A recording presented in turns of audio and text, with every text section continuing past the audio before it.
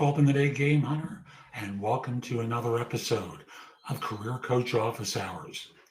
My Tuesday show is focused on job search. However, if you have questions related to hiring more effectively, management, leadership, resolving different workplace related issues, you can put them into chat and I'll reply if I have time to today.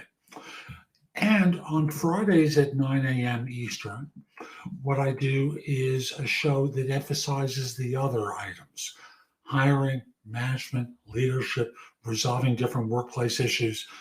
And I take messages by chat related to job search. However, if you want to get on the show in that way, what you can also do is email your questions to me at thebiggamehunter@gmail.com. And in the subject line, put the phrase office hours. This way I know what it's about. I can organize things a little bit more easily. I'd really appreciate it. I'm also going to give you an alert to an upcoming guest I have on my YouTube channel, which is at JobSearchTV.com. And soon after that, it'll be on Amazon and on my podcast, No BS Job Search Advice Radio. It's an interview I'm doing with Ken Coleman from the Dave Ramsey stable of shows. From Paycheck to Purpose, the clear path to doing work you love. Now, I've gotten an advanced copy. See, advanced reader's copy, uncorrected proof, not for resale or distribution. Ken is going to be on the show, or on the shows, I should say, and I look forward to doing that interview. I've listened to his show on and off for years, and he has some very good insights into career change. Now, on today's show, I have a number of questions from people around job hunting. And again, if you have a question, you can always put it into chat. And like I said, I'll try and get to it. The first question is, how can you tell the difference between someone with 10 years of experience and someone with 5 years during an interview without any prior knowledge? I think that's pretty easy, and I'm not going to look at age as being a factor because generally the older individual is going to have more experience than the younger one, but that's an assumption. And I don't want to make that assumption because I'm sure there are a lot of less experienced people chronologically who have superior experiences to the more experienced individual. The question is, how do you tell the difference without advanced knowledge? And the answer is yes. The questions about role responsibilities, accomplishments. If you're in a field that involves technology utilized, you look for multiple instances or episodes of these successes. A person with less experience is going to have fewer episodes. A person with more experience is going to have more. So they'll be able to tell different types of stories. They may have been invited into leadership roles more prominently than the less experienced person. An interviewer hears it from the stories and the information that's gleaned on the interview. There's just more of it. So that's the easiest way to tell the difference between the two. Next question. Is a presence and plenty of connections on LinkedIn actually beneficial for your career? I can't believe someone's still asking a question like this. Now, a presence. What do you mean by a presence? Do you have a LinkedIn profile with no information there? Like you've written 2 words or 2 sentences to describe your job? Are you posting things? Are you writing things? Are you developing video that you're sharing on the platform? What do you mean by a presence? I'll speak for myself. I was one of the early adopters of LinkedIn. I was among the first 10,000 people on the platform of now over 750 million. Yeah, I've seen the platform grow, and there's a lot of opportunity to create a reputation for yourself so that people want to reach out to you. If all you want to do is apply to jobs, nothing makes a difference to you. However, if you're smart and you want to invest in your career, LinkedIn is a great place to do it. Having your own website is second best. Yes, you own your terrain where your content lives, but no one will tend to see it. On LinkedIn, you can share more information, have more eyeballs on it, be in a place where recruiters, both corporate and third party recruiters, are probably looking for someone like you, and thus you can be found. Remember, you can be found. You don't have to apply. You don't have to be the aggressor here. Resumes are for when you want to be the aggressor. LinkedIn is for when you want to be sought out and found. That's always the better position to be in because recruiters, both corporate and third party, have been propagandized for years that if you're an active job hunter, you're less desirable than a passive one. They find what they believe are passive job hunters on LinkedIn. Yeah, it does make a difference. The company called to say, I'm the final candidate for the job and that they're very interested. No offer yet. HR says they're getting signatures. We'll check in next week. How long does this usually take? My current company wants to promote me internally. So there's no reason to believe that what they've told you is not true. You're just being a little anxious about it. However, in order to ensure that they keep to this timeline, I would get in contact with them and say, I want to get the offer from you. Frankly, I'm being sought by my current employer for a promotion and a raise. The raise will bring me to the same level as you, or a little bit better. I want to make sure that you're engaged in this process and I can make a good decision. I'm leaning toward joining you if that's true. And if it isn't true, they're probably going to ask, what's your preference? Well, money's going to be a factor. I don't know what you're going to offer in the way of salary. I like the work that you're discussing. It's kind of confusing, but I need to know what the offer is going to be and when I can expect to receive it, because my current firm is talking about a promotion and a raise for me. That makes you a desirable individual to the current firm unless they're going to make a bad offer. So just let them know in advance so that they can start accelerating things and they don't drag things out forever until the point where you have to make a choice because they haven't done anything. So the next question is, how do you trust your gut when it comes to a job offer? Wow.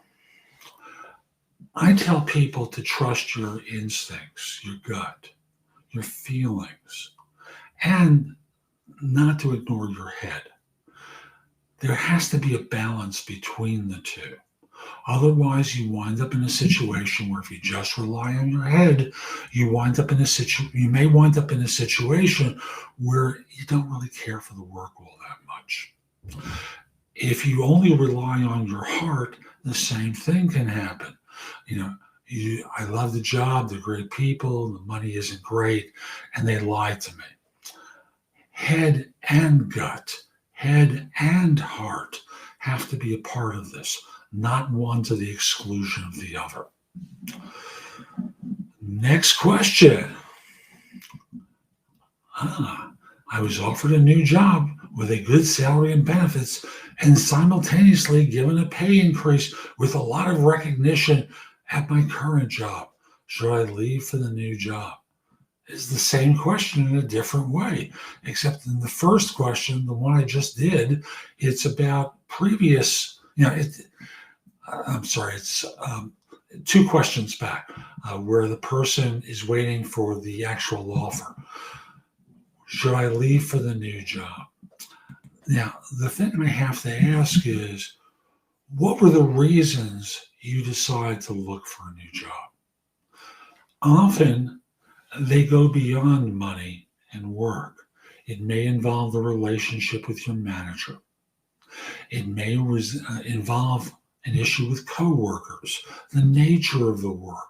There are a million possible reasons why people decide they want to consider a job change. So yes, you have an opportunity for a salary increase and a promotion, and you have an offer with a good job at the next place. But the thing you haven't told me is why you want to leave and whether the firm has addressed those factors too. If you're going to work for the same manager and do the same work and make more money, that shouldn't be enough of a reason if those are the reasons why you were considering something else. So don't get seduced by purely the money.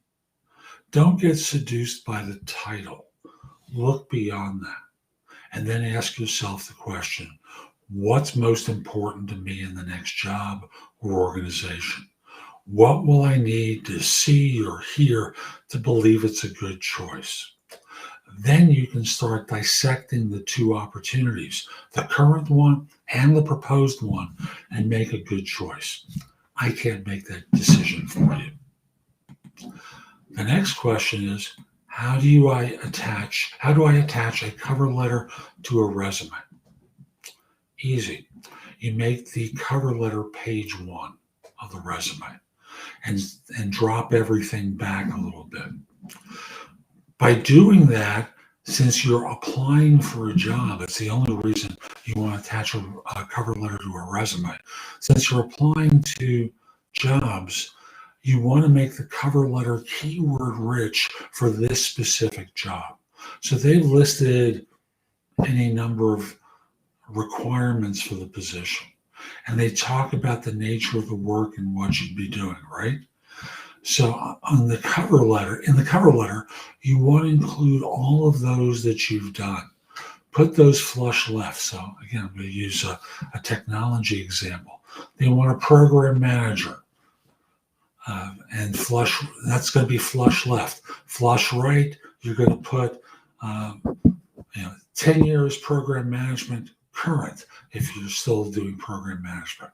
Next line, 15 years of experience, 17 years of experience goes flush right. You go back and forth with the requirements of the position and the functionality that you would be doing and indicate how long and how recently you've done it.